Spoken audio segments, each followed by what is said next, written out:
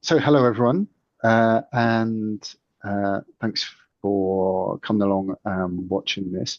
Um, Zoe, who's over there, who is my fantastic assistant, and I thought it might be interesting, especially for those of you who haven't read particular pieces of work, to have some conversations where we just explore some of what they not necessarily what they're about, but some of the territories they exist in, and some of the more interesting angles of the work. So we thought we would start these conversations with Nettle-Eater, which is a little green book. Zoe, have you got? Can you show the book there? It's just a little book. That's A6 if you know what that means. So it's kind of postcard size, um, little book, beautifully printed by Calvert's in London, with gold ink on the cover. And mm, this came out first of all in uh, Dark Mountain, volume two or three, I can't remember, back in 2013 or something like that. A version of it came out in that, along with a version of Sometimes a Wild God, actually. If you don't know Dark Mountain, then check them out. They do some interesting stuff, and there were some interesting conversations that were happening around that time in the general world of like creative responses to ongoing cascading systems collapse and mass extinction and so on. Um, and it's a piece of work I'm particularly fond of. It's like yeah, I've got a soft spot for it in my heart. But I'm going to pass over to Zoe um, to say some things and say hello and ask some questions. Yeah, thanks for that little intro, Tom. Um, yeah, when I started working with Tom, he well, you were gonna send me all of your books, but I already had most of them. But I hadn't read them, so I'm working my way through them all to acquaint myself better with your work. Um, but They're as pretty I was, short. huh? They're pretty short. They shouldn't take too long. Yeah, yeah. Um, as I was going through them, I'm like, wow, there's some great stuff in here. Like it'd be cool to spark some more conversation around it. And, for people that have maybe just come to your work through sometimes a Wild God or your newer work like Queen of Heaven, it's nice to sort of take a look back at the pieces that you've done before that. Um, so I've got here on your website, it says Nettle-Eater is a short, sharp prose howl in the direction of genuine and magical wildness and an uncompromising love letter to the wild places of Dartmoor.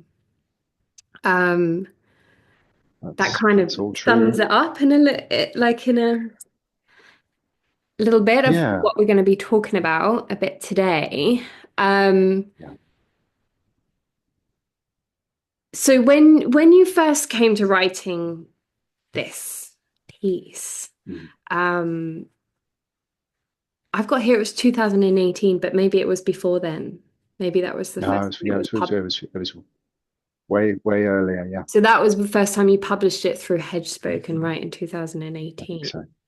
Yeah. Um, but so when you were first writing this, what did your life look like at that time, and what brought you to writing something like this? Well, that's good context. I was living uh, in Chagford, on the north part of Dartmoor. I'd moved to Dartmoor a couple of years before that. I was living with Rima Staines, mother of my kids, an amazing artist. And we were having a lot of conversations about what life might look like if collapse generally accelerated in a number of different ways. And so a lot of our conversations were about, how might we survive independent of the systems that we've grown used to. And living on Dartmoor, one of our big curiosities was like, could we live wild on Dartmoor? What would we need to do in order to survive? So that question was around. And also we were, having various foraging adventures, getting down into the the small plants and the just amazing world of roots and plants that we kind of generally overlook. So there was that kind of um, embeddedness in the hedge kind of world. This was a few years before Hedge Spoken was even a dream, the traveling theatre on the back of a truck that we went on to do. But I had not even written. Had I written Sometimes a Wild God? I don't think I'd written Sometimes a Wild God at the point when I was writing Nettle-Eater, but maybe I had. I can't actually remember now, because I've always thought of it looking back as a kind of follow on in a way from Sometimes a Wild God. Um, but maybe we'll come to that in a bit. But yeah, I was living in a small house. Um, it was before our first son was born, a few years before that, but spending a lot of time exploring the moor. Dartmoor, this place that I had never come to before 2010, before I met Rima, who'd also arrived there just a little bit before me. And it's fair to say, having spent 20 years living in Scotland, I have mixed feelings about the south of England, and the possibility of living happily there. It's generally crowded. It's There's a certain amount of I get infuriated by Englishness. I'm English myself, but I've spent a lot of time in Scotland, and I've got used to people saying what they think, what they feel, what they mean, and anyone who knows English people will know how infuriating they can be. And the further south you get, kind of the worse that gets in many ways. But then Dartmoor came along, and it's this place, 365 square miles of relative wild land. And that relative is important because this is England. There is nowhere truly wild. But whatever we mean by wild, there's a scale, even in that kind of wild land respect. So, but Dartmoor is rugged. It still eats people occasionally. There's bog. There's changeable weather. It's I would say the the energy or spirits of the land are alive in ways which I did not expect to find in southern England. And so when I arrived here, it was like, okay, maybe I can actually live in the south of England so long as this great grey shaggy beast is over my shoulder. Mm. It'll keep me kind of honest, keep me sane. And so yeah, I spent, the years since then exploring Dartmoor, deepening my relationship with it, and Nettle-Eater. The whole premise of Nettle-Eater is this fella who goes off and lives wild on Dartmoor, living off only nettles for a year. Was really my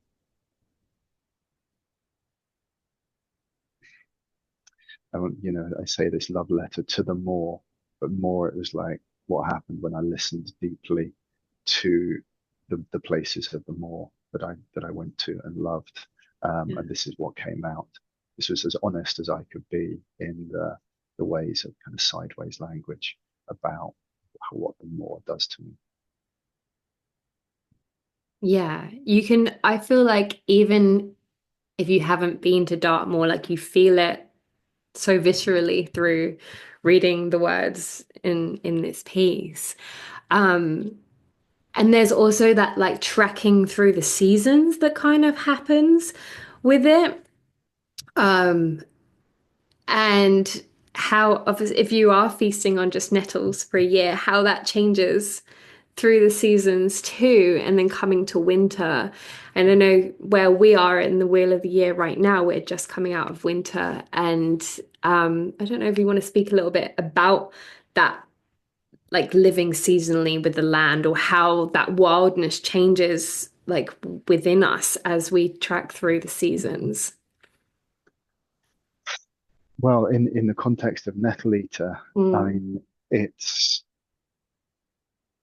it's a madness that he's in, a beautiful, wild immersion in the world of the moor, and through his wholehearted dedication and ability to listen to what is happening around him, he discovers ways to survive. I don't want to say too much, but one of my favorite bits writing it was his discovery that he can outwit the cold through learning particular ways of breathing, which is also a little nod to the story of Milarepa, the Tibetan saint who has his own story, but also lived off nettles, turned green, and learned to fly, which is, a certain amount of overlap there with what's happening to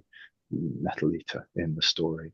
But the preface and the afterword are from Milarepa, the Tibetan story.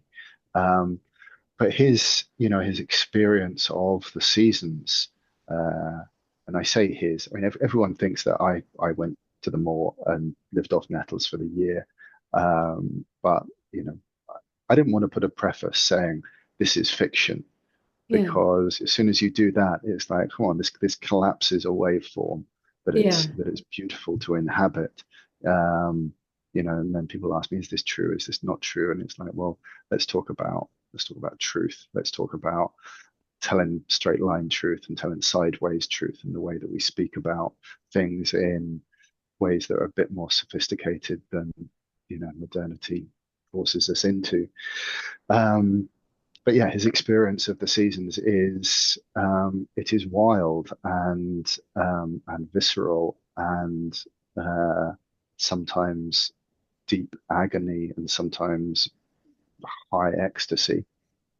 So it's an untempered or unmodulated uh, kind of existence he has. It's full intensity living.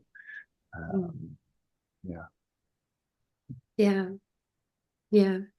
Um, I was going to speak to, yeah, you as well. You mentioned it a little bit there. You have the opening and the closing pages quoting the life of Milarepa. Mhm. Um, how did you come to that story, and how is that sort of influenced in this work, and what are those crossovers there? I don't know how he ended up in the book, really, apart from that Nettle crossover, obviously. Right. So, Yeah. story of Milarepa, I can't remember what century he was in, but he's probably the most best loved Tibetan saint. I was a Tibetan Buddhist in the 90s for a while, and his story is kind of one of the most gripping and kind of charismatic stories of bad boy turned good. He learned had occult powers and used them to kill his enemies and all this kind of stuff, and then fell in with his teacher. I can't remember if it was Marpa or Naropa, who taught him, the good ways, and then he did this living off nettles, and then learned to listen to the universe. I think that's the Mm. real point of contact. Is he's always depicted with a like that, with a conch shell, listening to the sound of the universe, And that was what I wanted more than anything to come across in Nettle-Eater was his commitment to deep listening and to that tracking of what is happening around him. Yeah. Yeah. Um, and so the book opens, I'm not giving much away because this is also written on your website, but the book opens with the part like you know the call. Um, and I want to ask you, what does the call feel like to you? Is there a choice in not heeding the call? What are the consequences? And also, like, what key moments in your life have you heeded that call yourself and it's made a profound impact? I um the call. I mean, I wanted to write in ways which didn't that were kind of uncompromising, uh, but also spoke to people kind of behind civilization slightly. So by saying you know the call, there's this, you know, it's like, well, which call? I don't know, but people do know, people do understand. And what is that call? There are different calls, aren't there? But it's always the calls that I'm interested in are the calls to a deeper, fuller, more congruent, truer life. And while at different points in my life I've framed that differently, it's always that same listening and hearing something which is like the arrival of a window of possibility, which might lead you into the next stage of your story. And there's something that I don't understand how any of this works, but there are moments in our lives where a window of opportunity arrives either through external agency or just the shifting of our soul weather or landscapes or our movement through it, where it's like you take this path today, something will happen. If you don't take that path today, then maybe something will be missed. Mm. And there's, you can get super philosophical about, well, does anything ever get missed? Is anything that's for us really go by us? But I know in my life there have been occasions. I'm thinking of May the oh, May the 6th, I think, 1990, 1994, I think, when sitting in my shitty flat in Edinburgh, having dropped out of university for the second time, um, trying to be a writer, not knowing really what I was doing or how to go about it. I had this sense, like like nothing I'd experienced until that moment, of this window being present on that morning. It kind of arrived with the sun. It takes until May for the sun to come out in Edinburgh. And the sense I had was like, if you start writing a novel today, it will take you in interesting directions. Interesting things will happen.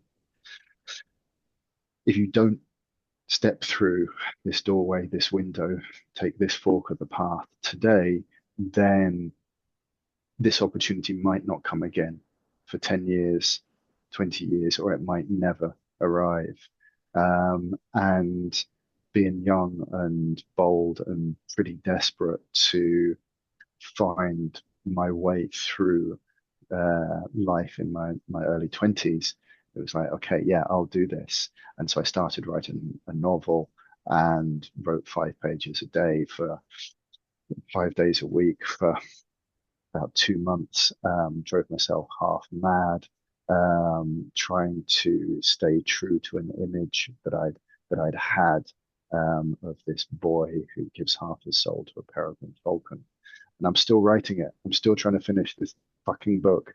But it has taken me in all sorts of interesting places. And it reminds me of do you know the Firebird story? Mm, yeah. This hunter going along the forest path, Russian folk tale, one of the best Russian folk tales. It's so perfect as a story. He's going along and he turns a corner with it, walking up with his horse, and there's this feather of fire on the forest floor, and he goes to pick it up, thinking, "Oh, this will make a fine present for the king." And his horse says, "Are you sure you want to pick this feather up? It will lead to adventures and change and unknown things and maybe romance and all this kind of stuff." And it was this firebird feather moment of, you're going to pick it up, or you're not going to pick it up. And who's to say what will happen if we don't pick it up? But there's always a feeling of, some romance in the universe ends when you don't pick up the feather. Yeah. Yeah. Yeah, it's almost like the call is that turning point to pull us out of the mundane and back into like something that's a little bit mystical, I guess. Um, Or maybe not very mystical. I mean, maybe what we call mystical is, I don't know. Increasingly, I'm wondering, yeah. we're just being called home, by and large. The calls that I have, I see them largely now as the call from the 99.999% of my bone marrow and inheritance towards the memory and experience of living in embedded entanglement in the living matrix of nature. That's the call that I experience. Even Yeah. though I framed it in different ways in my life, I always thought, it was the call towards enlightenment, or the call towards, a more initiated state, a kind of maturity. But by and large, I think all the real calls I've had in my life are actually towards that kind of great green pulse in our unremembered memory of the time Mm, when we lived in in. mm. So it's like the call of the soul, really. Um, that's how I'm hearing Yeah. it. Um, and I know that too. I felt that at many points in my life. I feel like it's the soul that's like, hey, remember this? Hmm. Yeah. And you're like, oh, wait, I was so caught up like washing dishes and doing my laundry that, you know, yeah. Um, Modernity is distracting. yeah, It's yeah, full of distractions, and that's how I see it. It's like it's essentially a system of distractions to keep us from having to face the grief, and homesickness. Um, yeah. yeah, And there are yeah, times, that we either voluntarily or involuntarily strip back the veneer through whatever means, whether it's through going out and living off nettles on the moor for a year, or doing a wilderness fast, or taking some plant or some substance yeah. to get in touch with that other remembering. And I then all think, hell breaks loose, because once we've remembered, our lives are kind of fucked for normal living, and then we have to try and do the balance. yeah, um, yeah. I think that's where the word feral comes in. It's like, oh, I've been domesticated, and now this wildness is like, coming back through me. That's it's innate. It's in like the bones of my being. Um, And I that's feel tricky, that, isn't it? yeah, and I feel that in this book, there's that, living vicariously through this guy who's living off nettles. heeding that call to live wildly as the world is burning around us. And like, how do we strip back to the bare bones? And yeah, there's there's that comes through in it. Yeah, and a lot of what he's going through is hundreds and hundreds of deaths as well, deaths of his familiar world as he opens into to different possibilities, and kind of assumes his kind of full size as well, or his full stature. Mm, The way things change, and the way that communication becomes different. His sense of his place in the world and his place in belonging. So towards the end of the book, obviously, there's the what happens when the year is up, having followed that call, having had that prompting of go to the moor and live for a year on nettles. What do you do after that? And that's way beyond the scope of Nettle-Eater. If it had had what happens to him when if he comes back, it wouldn't be quite the same. But it's touched on, what of us comes back, what of us doesn't come back, what of us stays out, roaming beyond the perimeter. mm. Um, yeah, so it just made me think of that quote is like before enlightenment, chop wood, carry water. After enlightenment, chop wood, carry water. Um, yeah. I don't know. I don't know.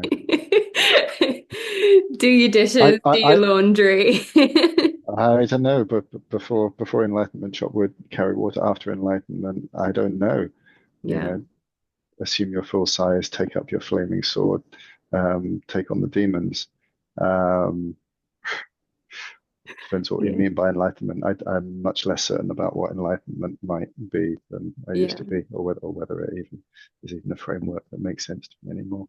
yeah. Um, but yeah, totally. It's like, what do you do? Do you just go through the streets on all fours, howling and biting people and fornicating, or do you do the washing up and carry the wood? I feel like only you can tell us. The former seems to be working for you quite well. Yeah, you should see the piles of washing up. Oh, yeah, so that brings me on to the topic of wilderness fasting, which Okay. is, in essence, a little bit about what this book is to a very extreme element. But that's something that you have quite a lot of experience with in your life, wilderness fasting.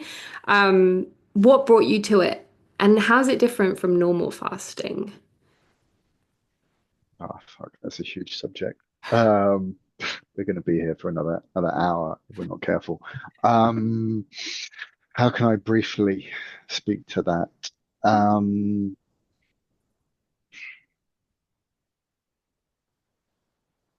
I think that I'm going to sidestep the question slightly because it is a whole other the conversation in itself.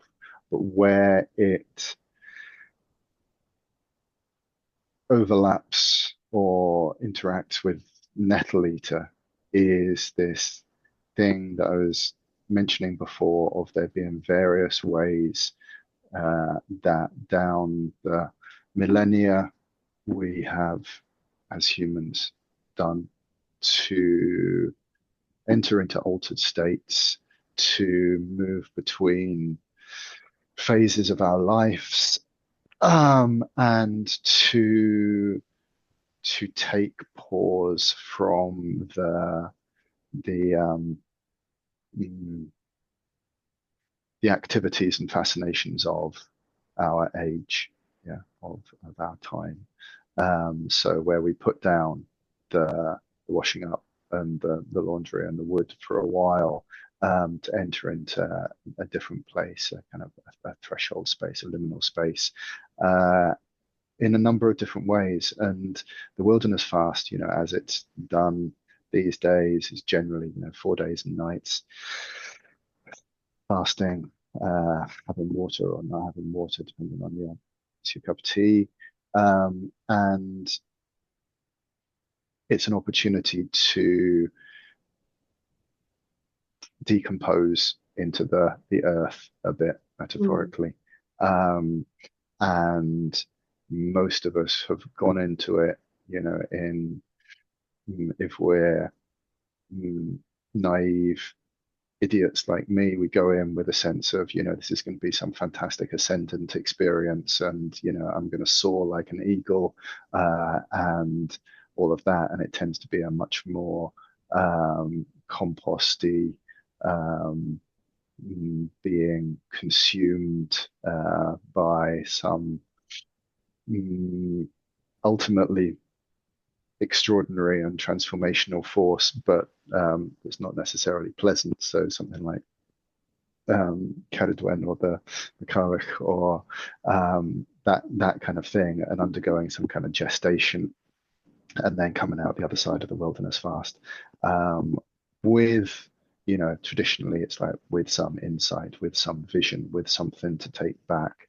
um, I run them with my partner Rosie. We do every couple of years we run one that is centered around poetry and eloquence. And there's all sorts of frameworks of what might be happening while we're doing that. But the one that I'm interested in at the moment, which isn't the only lens and isn't necessarily the most useful or accurate lens, but it's one I'm interested in at the moment, ties in with this sense of um, this being this huge reservoir of remembering, of memory in us, pre-modernity, and how we once existed, what it was to do that.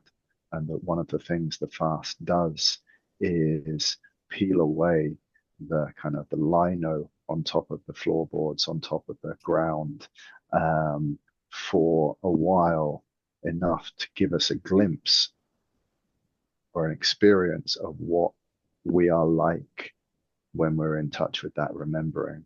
Mm. And so, for me, my first experience of doing the fast was a homecoming to myself in a way which I hadn't expected. Like I say, I'd expected it to be this kind of very up and out kind of experience, Mm. but instead, the real gift of it, apart from kind of insight into what I'm here to do and kind of what my soul looked like, which is, quite something in itself, but was essentially like, oh, in this space, I can really be my full self, my full size. I can dance, I can sing, I can scream, I can howl, I can do ceremony, and discover another way of being that I hadn't up until that point really found places for. So I became a much older self for a while, and then kind of came out the other side with what happens when you get in touch with that. Um, and what happens when you get in touch with that is that you begin to remember, I think, some of the feeling world of living in full connection. And then what happens after that can go in a number of ways. There's a certain amount of joy, and there's a certain amount of devastating heartbreak and homesickness as well. And it's like, okay, what are you going to do with this in this day and age? And then modernity and non-modernity and things like, hospicing modernity and all that kind of juicy stuff. Um, But yeah, for me, it was the only thing I'd found at that point in my life that I couldn't, um, mm, that I didn't believe, at least, that I was cleverer than. It's like, tried all kinds of different things, and I could maintain a certain, sense of intellectual superiority or cunning or cleverness or something. And the wilderness fast just kind of decomposed me. Mm. And it was like, this is the real stuff. This is the good shit. Let's follow this. And so then eventually I trained to take people out myself, and then I did a little bit, and then I stopped doing it for about 10 years because I had a lot of misgivings and reservations and mm, feelings about some of the inappropriate cultural appropriation that came with the way that it had been passed along to me. And so I wanted to, pare it back to what I could stand fully behind. So, the way I do it now is the way that I do it. And whilst that's been obviously influenced by all sorts of teachers in the kind of crooked lineages that it's come down through, it's something that I feel is relevant and real, and respectful. So Mm. yeah, it's loads to say about that. We're running one in September, the Meader Poetry in Devon. We're taking applications until the end of March. So if this gets out before that, then people can go to the website, tomhirons.com, and find out more about it. Look for the Meader Poetry in the events, and there's an application form there. We'll make sure to get this out before then. And that We'll feels do our like best. that feels like a call maybe to some people that might hear what you just spoke That's about how it there. works. People get the call. It's Yeah, like this. yeah, They hear about it, and something leaps towards it in them. for sure. And maybe it's the right time, maybe it's not the right time. But Yeah, yeah, whether what you do with that call, listen to it, not listen to it. Um, yeah, if you're yeah, interested, certainly get in touch. You yeah. should you should you should do one, Zoe. And as you were speaking that then I was like, oh, I've tried to do one on my own. And like Very the good. immediate message I got was just that I'm not here to do this alone. Like I want to do it with others. And I think that's amazing that you're taking out groups to do it because yeah, like you were saying, like feeding back into like those old ways too. Like we weren't alone out in the wilderness. We were more in groups and stuff too. Um, Also, there's part of the what makes it. Mm, Not what makes it do its thing or what makes it safe, but it's a powerful ceremony. And so making the ceremonial container for it is a whole piece of work. And so part of the way we do it, it's a 10 or 11-day program with a 4-day fast at the center of it. mm, And the rest is preparation, and then the beginnings of some kind of integration process at the end of that, which if you're just doing it kind of, especially the first time, just yourself, you don't get any of that, and it is different for sure. yeah. Yeah, I went out. I was pretty wildly underprepared and it was around May last year. And I went out to Glen Affric, up just Mm. the ancient Caledonian forest. Set up a little tent, sat there for about an hour and was like, yeah, no, not for me. Not today. Well, it bounced you off gently, Yeah. rather than you But I breaking your think leg or something. that's definitely one of those things too, is you do ex like, oh, I at least have that part about me where I expect this like grandiosity and wild visions and everything. And it's actually just really hard. But I think that when you come through the hardness from it, you can tell from your work like how that like those moments of like wilderness fasting has really fed into what comes through in your work, and it's potent and it's real, and that's Mm. what's powerful about it. So, No, thank you. I mean, I hope so. So, no, in Nettle-Eater was definitely, I was trying to write in that same world that I knew from the kind of the heart of the fast. Definitely. I mean, that's the real truth about yeah, it. I wanted to speak in ways that I would have spoken had I encountered anyone in the middle of my fast, and yeah, with that same sense of wild knowing. Um, yeah. yeah. All right. I think we'll leave it at that today. Thank you Um, so much. Those were good questions. yeah. And you can go on tomhirons.com, go and purchase Nettle-Eater. If you haven't got it, add it to your Yeah, little collection of feralangels.com to buy it. feralangels.com. Yeah, Yeah. but And there are links on my website. if you're feeling that call with the wilderness fasting, go and check out the Mead of Poetry. Um, Anything else you want to add on the end there, Tom? I don't think so. You can listen to an excerpt, I think, on the website. I think you can also read the whole thing at tomorrows.com, if I remember rightly. Yeah, But the book is really beautiful. it is. It's a lovely thing to have. I'm not just saying that, but of all the books that we've done, I was most pleased with that one in a way. The way it looks, it's a thing of beauty. It's big enough that you can just pop it in your pocket when you go out on your own little wilderness fast Yeah, and just yeah. read it Yeah, out there in the forest. So, you can eat the pages when you get really desperate. yeah. Oh, Thanks well, for listening. Thanks for watching, everyone. And thanks for interviewing me, Zoe. you're welcome. We'll see you next time we'll dive into whatever book we'll look at next of yours. Brilliant. I look forward to it. Okay.